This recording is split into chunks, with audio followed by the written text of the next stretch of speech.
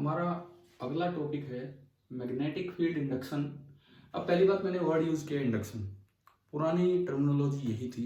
Magnetic field जिसको हम बोलते हैं बी, मैग्नेटिक फील्ड स्ट्रेंथ जो हम बोलते हैं उसका पुराना नाम था मैग्नेटिक फील्ड इंडक्शन, अब भी यूज किया जाता है ये magnetic field induction on the axis of A current carrying circular coil. हमने ये पढ़ लिया था कि इसके सेंटर पे अगर ये कोई करंट कैरिंग कॉइल है, करंट आई फ्लो कर रहा है, मान लो एन टर्न्स हैं, तो इस तरह फ्लो कर रहा है तो यूं हाथ घुमाए तो बाहर की तरफ देखो।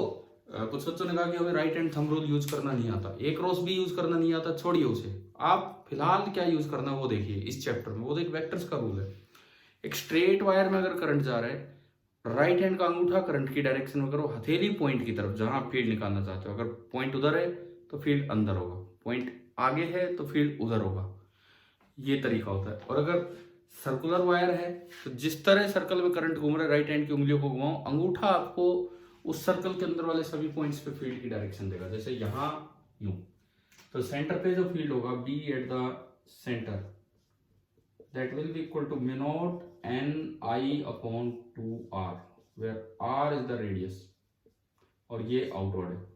लेकिन ये तो खाली सेंटर पे हुआ, एक्सिस पे क्या होता है ये भी बीएसएल से निकलता है। 12th क्लास का ये टॉपिक है, फिलहाल हम 10th में सीधा याद करेंगे कि अगर आप एक्सिस पे स्मॉल आर डिस्टेंस दूर, ये कैपिटल आर है, ये करंट ऐसे फ्लो कर रहा है आई। अब देखो एक्सिस पे डायरेक्शन वही होगी हर जगह जो सेंटर पे होगी। जिस तरह मैंने ये दिखाया है, इस तरह का हिस्सा ये डैश डैश वाला पीछे है और ये बोल्ड वाला आगे है। ये यहाँ से कट हो रहा है तो ये हिस्सा आगे है, जहां से भी कट हो रहा है ये एक्सिस कट किया है। तो यूं मैं घुमाऊं राइट हैंड को तो सेंटर पे फील्ड आगे आया, तो इधर भी एक्सिस पे फील्ड आगे होगा और इधर भी एक्सिस पे फील्ड आगे होगा और सेंटर पे भी फील्ड आगे होगा। कितना होगा?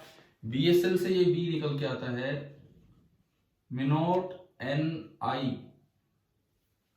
देखिए बीएसएल से ये हम बी निकालते हैं, हमें वो प्रूफ नहीं करना। mu naught n I r square upon 2 times mu naught n I r square upon 2 times r square plus small r square power 3/2। इसमें स्मॉल r वो डिस्टेंस है जहां फील्ड निकाल रहे हो, कैपिटल आर है इसका रेडियस। आप ये कंफर्म कर सकते हो, सेंटर वाला भी इससे आना चाहिए। कैसे? At small r equal to 0, small r अगर आपने 0 किया तो बी आता है mu naught n I r square upon 2 times are square, ये 0 आर स्क्वायर की पावर 3/2, 2 से 2 कटेगा आर क्यूब, तो आर स्क्वायर से आर क्यूब गया तो ये आ गया mu naught n I upon 2r। ये आपका फॉर्मूला आ गया, वेरीफाई हो गया वही वाला। क्लियर? अब मैं इस फॉर्मूले की कुछ और खासियत देखते हैं किस तरह का है। इसमें स्मॉल आर केवल डिनोमिनेटर में आ रहा है, इसका मतलब जैसे जैसे स्मॉल आर बढ़ेगा बी कम होगा।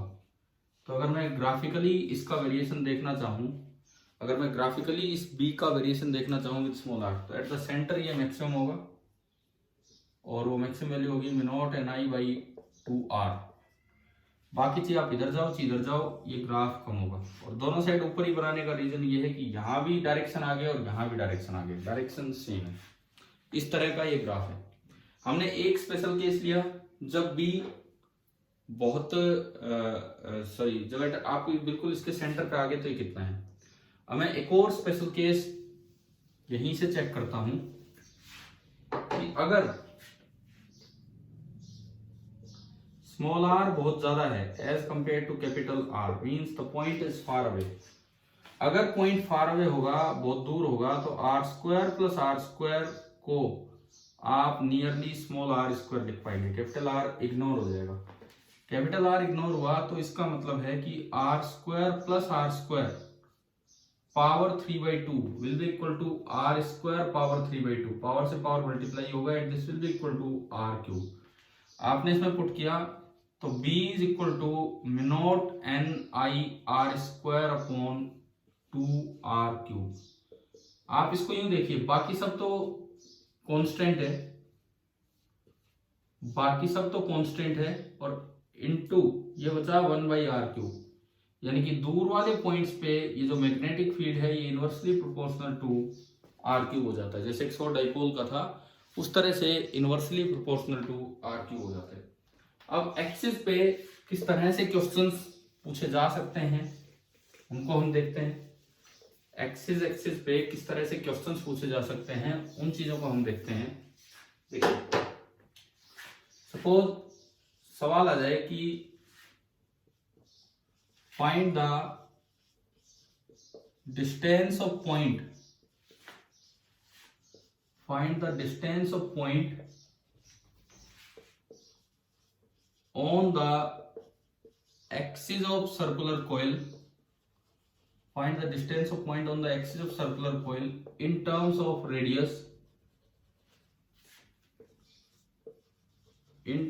radius, where the magnetic field induction या magnetic field becomes 1/8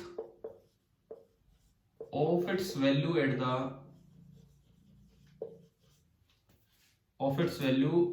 the center। Centre पे जो इसकी वैल्यू है, उसका 1/8 कहां होगा?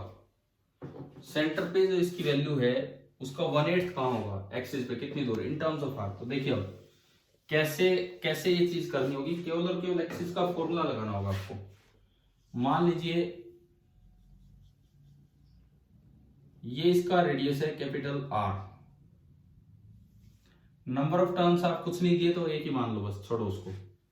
ये सेंटर है और ये एक्सिस पे कोई पॉइंट है स्मॉल आर डिस्टेंस दूर, जहां वैल्यू सेंटर से 1/8 होगी फील्ड की। बी एट द सेंटर का हम फॉर्मूला जानते हैं, म्यू नॉट n1 मान लो, आई इसमें कोई करंट फ्लो कर रहा है upon 2r, and B at point P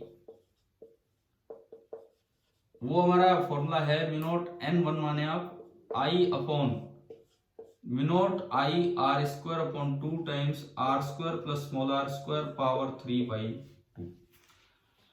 अब अगर हम क्वेश्चन के अकॉर्डिंग चले तो ये जो फील्ड है ये इसका 1/8 है। B P is 1/8 time B C, B at P is 1/8 time B at C. इसका मतलब हुआ कि mu naught I R square upon 2 times are square plus are square power 3/2 is 1/8 time ये करेंगे तो mu naught I by 16r बन गया। तो mu naught I by 2r जो था वो मैंने लिख दिया और इंटू 1/8। म्यू नॉट आई से म्यू नॉट आई कैंसिल, ये क्रॉस मल्टीप्लाई किया तो 8 इंटू 2 16, ये बना 16r cube is equal to 2 times are square plus are square power 3/2। 2 से गया 8r क्यूब को मैं लिख सकता हूं 2r का होल क्यूब, और इसको मैं लिख सकता हूं under root of r square plus are square का होल क्यूब, क्योंकि पावर हाफ को मैंने अंदर यूज कर लिया। क्यूब से क्यूब कैंसिल तो 2r is equal to under root of r square plus are square. आपने दोनों साइड स्क्वायर किया तो 4r square is equal to r square plus are square. यहां से स्मॉल आर स्क्वायर आ गया 3r स्क्वायर, यहां से r आ गया कि कितनी दूर ऐसा होगा अंडर रूट 3r। तो एक्सिस पे फील्ड का क्या फॉर्मूला है वो मैंने आपको बताया। एक्सिस पे फील्ड किस तरह निकालते हैं उसको एक क्वेश्चन में हमने यूज भी कर लिया सेंटर के साथ कंपैरिजन लेते हुए। आगे एक्सिस पे कंपैरिजन भी आ सकता है, एक कोइल दो कोइल दोनों के बीच में पूछ लिया जाए, दोनों के बाहर पूछ लिया जाए, तो आपको फॉर्मूला लगा के वेक्टर सम ही करना होगा केवल। ठीक है, थैंक यू।